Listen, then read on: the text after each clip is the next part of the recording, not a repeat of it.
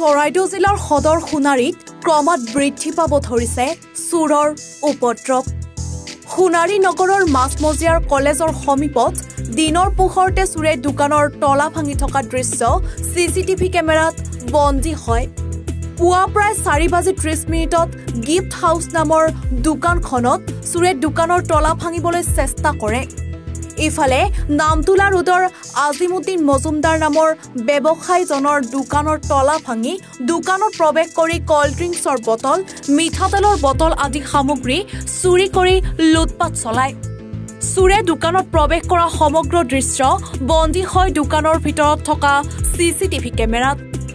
নগৰখনত দিনে নিশাই টহল দি থকা আৰক্ষীৰ চকুত ধূলি দি চোৰে প্ৰতিদিনেই এখনৰ পিছত আনখন ব্যৱসায় প্ৰতিষ্ঠানত চলাই চাফাই অভিযান।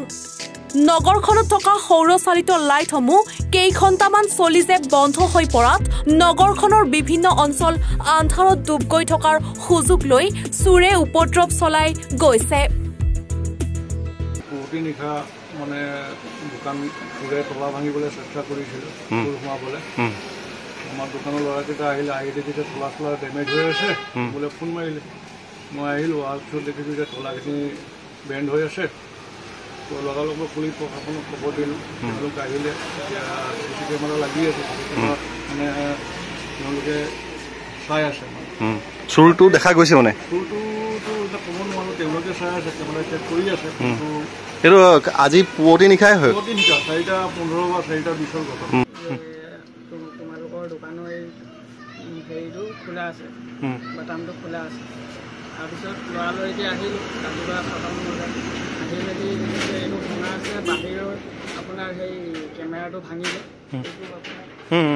এইটো কেমেৰাটো বাহিৰত।